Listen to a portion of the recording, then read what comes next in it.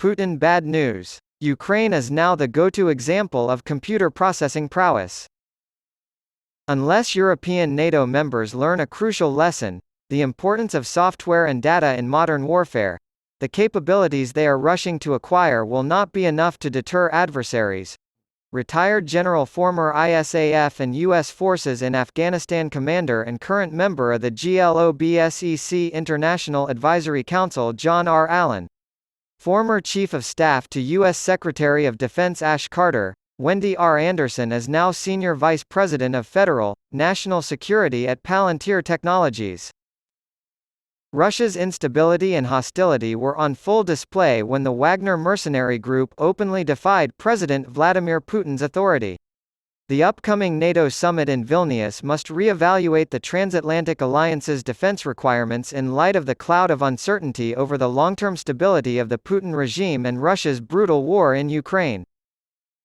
We believe that NATO members should make an additional, explicit pledge at the summit to invest in software and data-driven platforms as a core capability, in addition to their commitments to spend more on defense.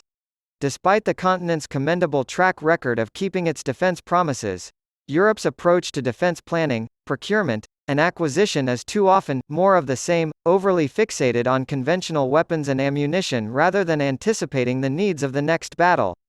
Because of the current underinvestment in military software and digitization, European armies will continue to rely heavily on older pieces of hardware.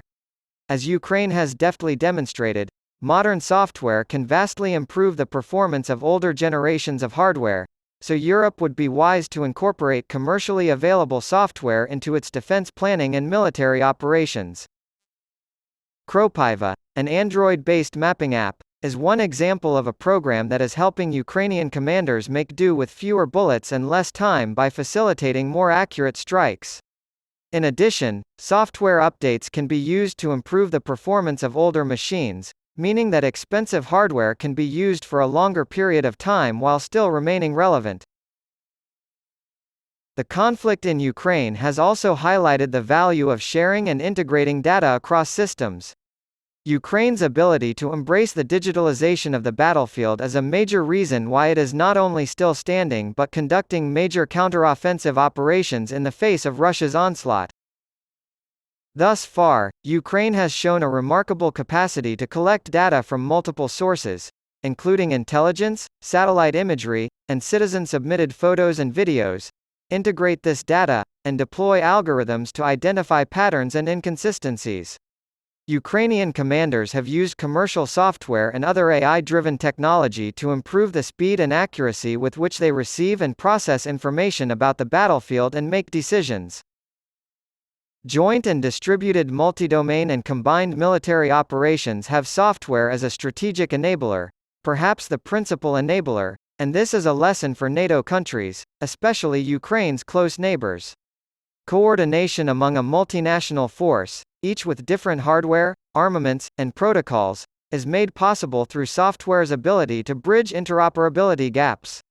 After all, a well-armed NATO is the least of Russia's, or any other country's, worries. What they really fear is a well-coordinated, highly effective, and interoperable defense alliance.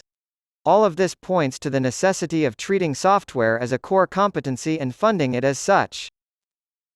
And as is argued in a brand new report from GLOBSEC that was just released today, the first thing that needs to be considered during system design is software development and updates. Also, software systems, including AI technologies, should be treated as independent capabilities and given sufficient funding. Furthermore, the rapid development of software necessitates its procurement cycle operate within an entirely different time frame than defense forces are used to. This means that the time it takes to go from product ideation to full implementation and scaling up must be cut by a factor of 10 or more. By their very nature, AI programs are iterative. They evolve over time as new and better data is collected and incorporated into the models. Therefore, changes must be made to procurement and acquisition to facilitate the expedited deployment of such capabilities. To conclude, earlier collaboration between governments and the private sector is essential for any of this to be possible. Once upon a time, governments control the development of cutting-edge technologies like artificial intelligence. This disjuncture between government and commercial innovation has become a strategic vulnerability for the West and NATO in particular, as the private sector is now at the forefront of these technological revolutions with software developments at the forefront. In order to close the innovation gap, it is crucial to discover means of establishing trust and collaboration with technology providers. Defense forces may be surprised to learn that many of the answers they seek are readily available, off the shelf. As an example of how close collaboration between commercial software companies and government can facilitate innovation, consider Brave One, a Ukrainian defense innovation platform. Ukraine may currently be ahead of Russia in terms of deploying software and AI-based capabilities, but this could change in the future. However, this is not enough to guarantee victory on its own, as other nations, including China and Russia, are also spending heavily on data analysis and AI-powered software. Therefore, it will be difficult for NATO to maintain a military advantage and credible deterrence posture in the 21st century multi-domain war environment without increasing Allied investment in software-driven capabilities and platforms. NATO members should take a cue from Ukraine, which has rapidly become one of Europe's most technologically advanced militaries. Given the domestic and international uncertainties facing Russia, these commitments cannot come soon enough, and the Vilnius summit is the ideal place to begin.